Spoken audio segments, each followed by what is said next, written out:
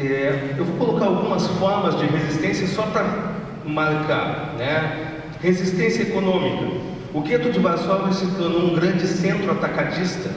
Com o que tinha dentro do gueto, os poloneses e alemães vinham comprar mercadoria que existia dentro do gueto.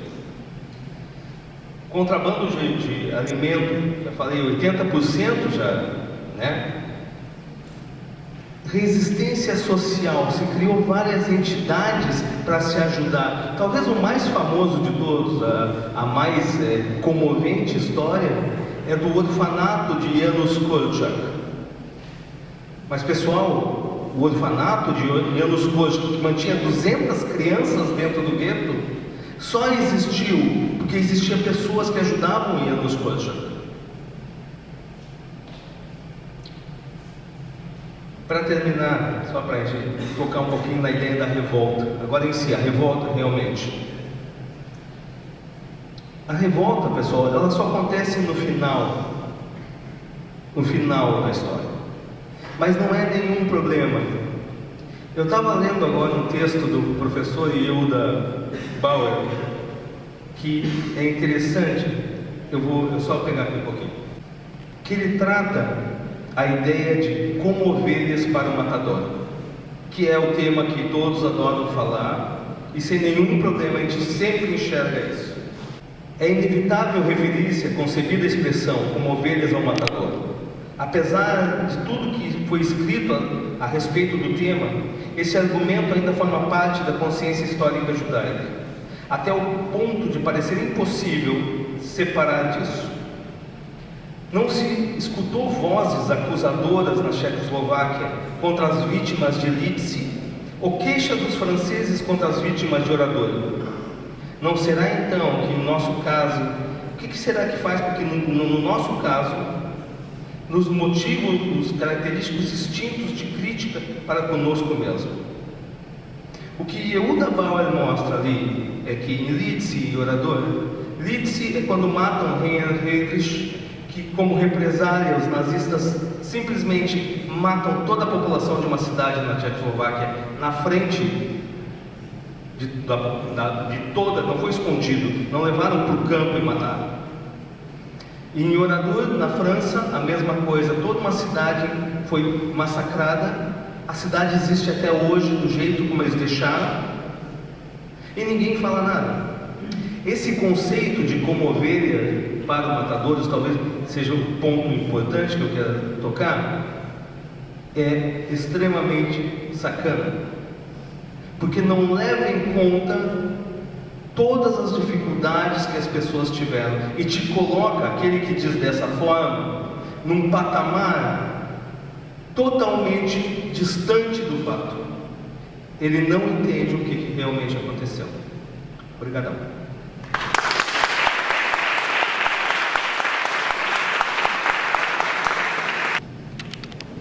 Obrigado, professor Hilton. Então eu chamo o psicanalista Abrão Slavotsky para fazer a exposição.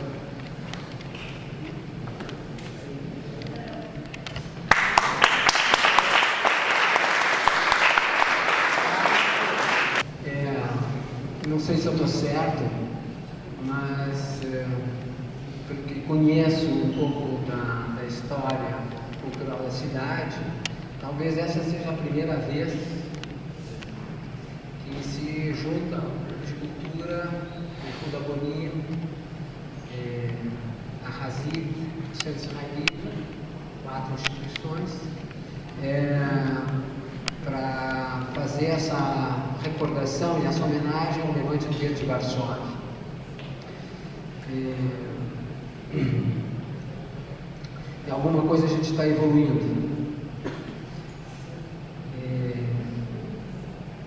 Há 4 anos atrás, quando nós fizemos uma atividade no Clube de Cultura sobre o levante do gueto,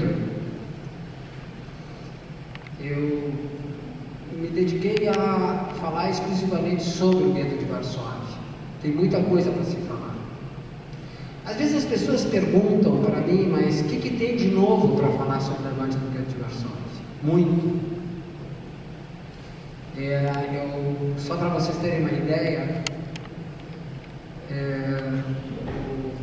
o professor Hilton estava falando da resistência, né? As várias formas de resistência, não só armada, mas, por exemplo, se organizou um grupo dentro do gueto de Varsóvia, coordenado por um historiador que já tinha um certo nome quando aconteceu o gueto, ele já era doutor em história, chamado Emanuel Ringelblum. Emanuel Ringelblum organizou um grupo de gente altamente competente, envolvendo empresários judeus, envolvendo excelentes administradores, economistas, professores, as mais variadas profissões, jornalistas, e organizou os famosos arquivos do gueto de Varsóvia, numa organização chamada, que eles botavam só as letras iniciais, O pontinho, S pontinho, que significava homem Chaves, e eu digo em Yiddish, né, mais ou menos, eu não falo Yiddish, mas né, não é Shabbat, não é Oneg Shabbat, porque evidentemente era uma organização predominantemente, quase que exclusivamente marcada pelo Yiddish, e eles foram juntando material, fazendo entrevistas, juntando tudo que é tipo de material que se possa imaginar, e escondendo em tachos de leite que depois foram encontrados. Foi um trabalho de anos. E por que eles fizeram todo esse trabalho? Porque eles queriam deixar depoimentos sobre tudo o que tinha acontecido dentro do gueto. E não aconteceu pouca coisa. O professor já falou algumas coisas que aconteceram. Havia um sistema educacional impressionante dentro do gueto. As crianças estudavam, mas todo o estudo era clandestino. Se fossem pegos que estavam estudando, os professores eram mortos, os alunos eram mortos. Mas o tempo todo as escolas funcionaram. Então houve muitas coisas que aconteceram dentro do gueto. Por que Varsóvia? Varsóvia era o maior centro de cultura judaica entre a Primeira e a Segunda Guerra Mundial. Só para vocês terem uma ideia rápida, tinham 27 jornais diários de Yiddish, tinham 6 semanários, tinham 54 publicações quinzenais e mais de umas 30, 40 mensais. Em torno de 220, 230 jornais que eram feitos dentro da Polônia, a grande maioria em Varsóvia. Vocês imaginam essa produção impressionante, porque se juntou em Varsóvia muitos intelectuais, professores, pesquisadores. Mas antes de eu falar para você sobre o gueto de Varsóvia, eu queria fazer uma pergunta que quando a gente fala sobre o gueto de Varsóvia não se faz. E não vou pretender responder a pergunta, mas quero colocar a questão para todos nós. Por que aconteceu, não só por que aconteceu o nazismo, mas, afinal de contas, quais são as raízes do antissemitismo? Quer dizer, nós estamos falando do levante do gueto, porque lá os nossos antepassados foram perseguidos, né? Ou seja, foram depois levados para as câmeras de gás, e foram mortos. E a grande questão, que eu penso que ela já foi respondida muitas vezes, mas eu acredito que nós temos que nos manter espantados. O que nós fizemos realmente para sermos tão perseguidos, expulsos, colocados na fogueira e finalmente na Segunda Guerra Mundial dizimaram 1/3 do nosso povo? O que nós fizemos? Nós éramos todos poderosos economicamente, nós éramos todos poderosos militarmente. O que nós fizemos? E essa é uma questão importante. Eu não vou desenvolvê-la, só vou dizer 2 ou 3 coisas rápidas para depois me concentrar, como o Wilton fez no levante do gueto. Eu tive a sorte de, há 11 anos atrás, organizar um livro que se chama O Dever da Memória, quando foram 60 anos.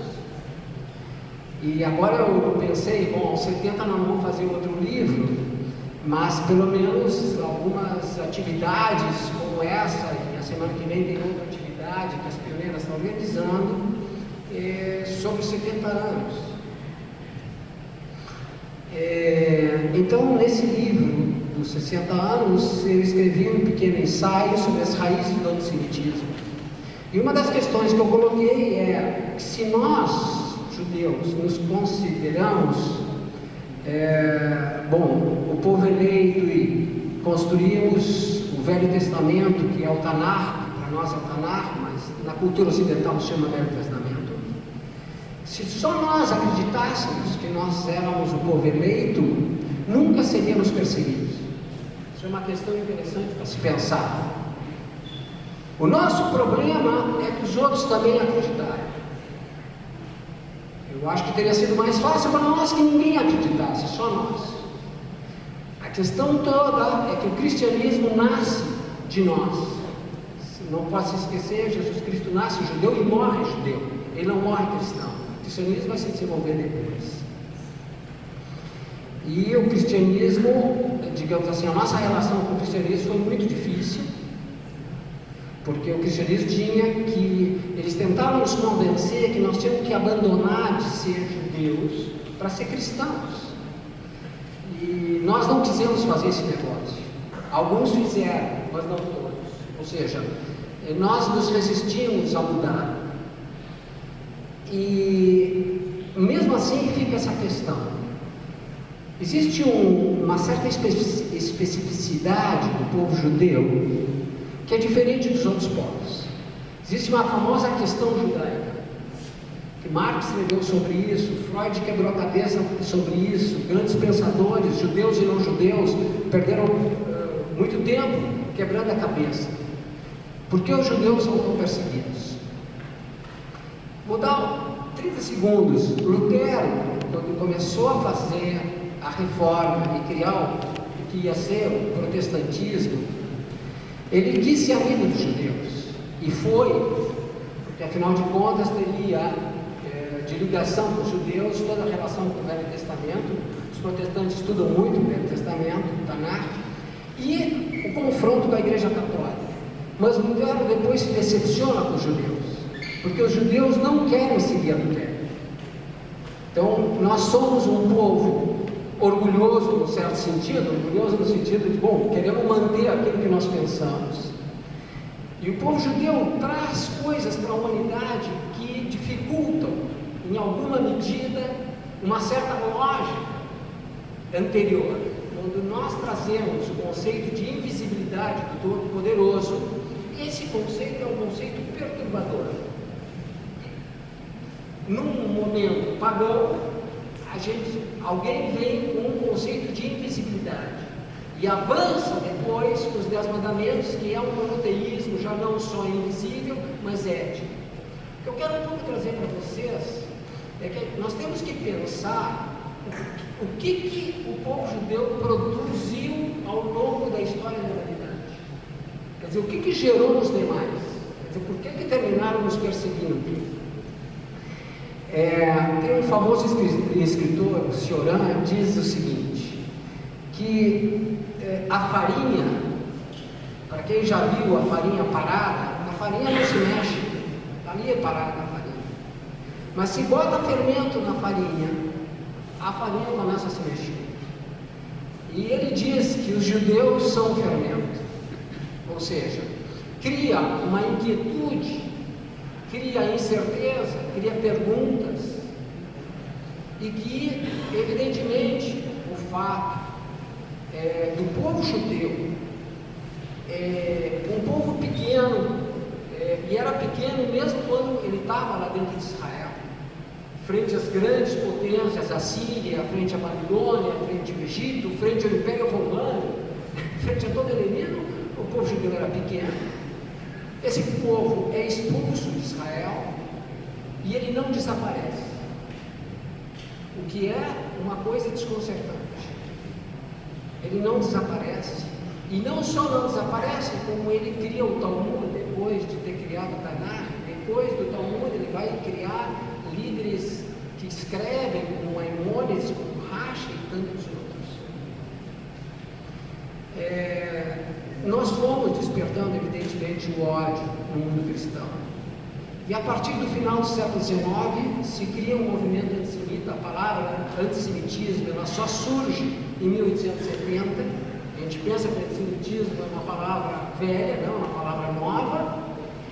E quando todo mundo pensava que não iam mais perseguir os judeus, porque teve o iluminismo no século XVIII, a Revolução Francesa no final do século XVIII, o século XIX começa a haver lentamente avanços democráticos, os judeus lentamente vão deixando os guetos, pelo menos na parte da Alemanha, a Europa Oriental demorou mais tempo, mas quando se pensa que não vai mais haver perseguição, as perseguições crescem de uma forma assustadora. E os judeus também vão crescendo economicamente de uma forma impressionante, vão crescendo profissionalmente em todas as áreas profissionais. E vai surgindo lentamente um movimento antissemita político no final do século XIX. E no início do século XX ele é mínimo. E aí uma série de fatores históricos, econômicos, a crise de 29, a derrota da Alemanha na Primeira Guerra Mundial, o Tratado de Versalhes, e esse pequeno partido nazista, ele vai crescendo e ele passa de 1% na eleição de 1927 e 28, em 1930 já faz 15%, em 1932 já faz praticamente um partido majoritário dentro da Alemanha. E o nazismo tinha claro, era preciso matar todos os judeus, deixar a Europa livre de judeus. E os judeus não estavam preparados para isso. Não havia experiência histórica de quererem matar a todos os judeus.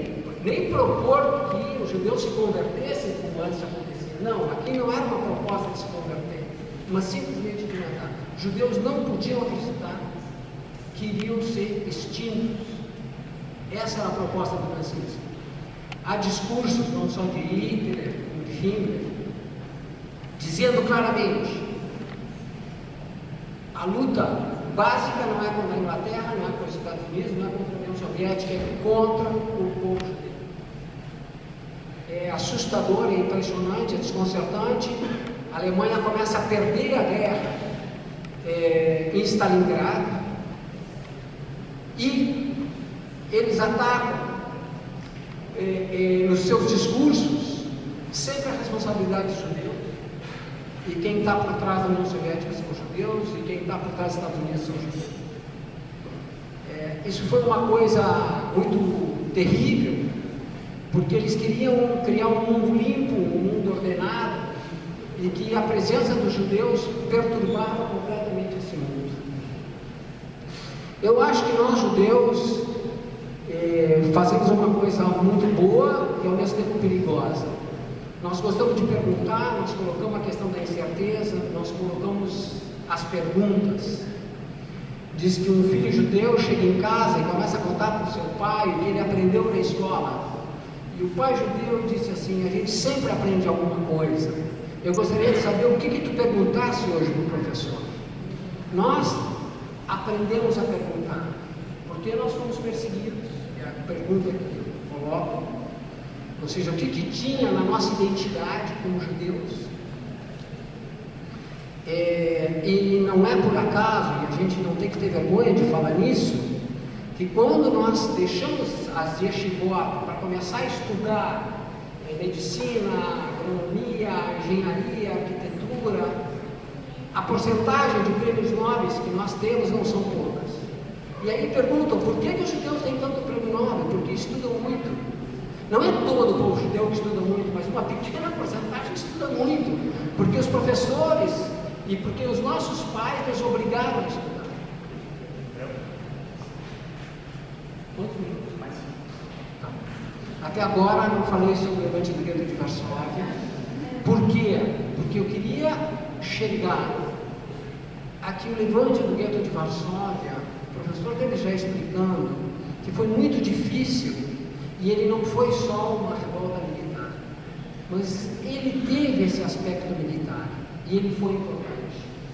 Se não houvesse o aspecto militar, eu acredito que talvez o levante do gueto não teria essa força simbólica que tem hoje. Mesmo que não foi uma revolta que nós não tínhamos metralhadoras, nós não tínhamos tanques, nós não tínhamos avião, não tínhamos nada. Nós tínhamos poucos revólveres e uma submetralhadora ou duas. Era muito frágil a nossa capacidade militar. Eu queria dizer uma coisa para vocês que é importante falar. Os primeiros que a organização militar judaica, a coordenação, ZOP, atacou, os primeiros que matou não foram os alemães, mas foi o chefe da polícia judaica. Foi ferido no pescoço, não morreu, mas foi ferido.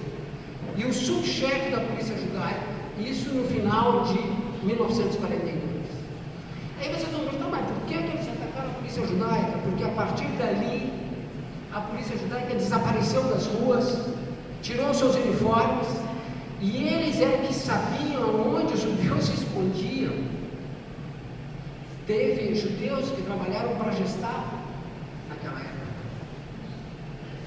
Então, atacaram a polícia judaica, e a partir dali, não era mais o Judenrat que mandava dentro do gueto, mas era um comando de resistência judaica. Dia 18 de janeiro de 1943, os judeus estavam enfileirados para ir para a estação de ferro, para ir para Treblinka, e ali foi o primeiro ato de resistência, que mataram 2, 3 alemães. Os alemães depois mataram vários judeus, mas a partir dali os alemães pararam de entrar dentro do gueto com medo de serem mortos. Para organizar essa resistência foi difícil. Eles tinham infiltrados da polícia judaica, mataram gente, pegaram poucas armas que nós tínhamos, mas depois os judeus tiveram 3 meses para organizar o levante. Criaram os engenheiros vida debaixo da terra, com instalação de luz, com armazenamento de água, comida. Só que eles não estavam preparados, porque era impossível se preparar para gases e para chamas. Os judeus, a maior parte, foram mortos, asfixiados de gás e por chamas, porque botavam fogo para baixo da terra. Eu acho que eu estou chegando assim no final, mas eu queria dizer que tem muita coisa sobre o levante do gueto de Varsóvia, porque não foi só um levante. Eu acho que Milton foi muito feliz quando ele disse: havia muitas resistências, havia muito trabalho feito a vários níveis dentro do próprio gueto, antes de aparecer a resistência. Bom, agora a gente espera perguntas para poder conversar com todo mundo.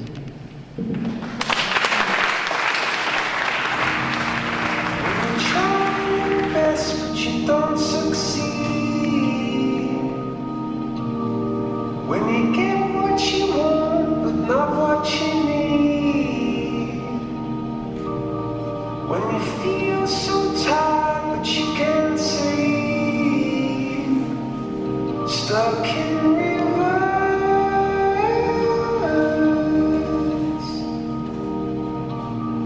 And the tears come streaming.